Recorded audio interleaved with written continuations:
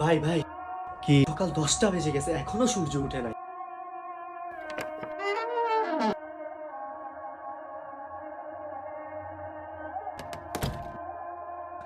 আসলেও তো সূর্য উঠে নাই। কোরআন উঠাও, দোয়া করতে হবে।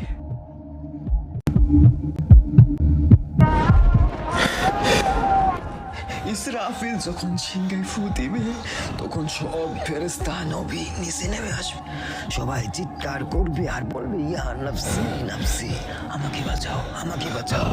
আদম আলাইহিস সালাম নফসি নফসি, নূহ আলাইহিস সালাম নফসি নফসি।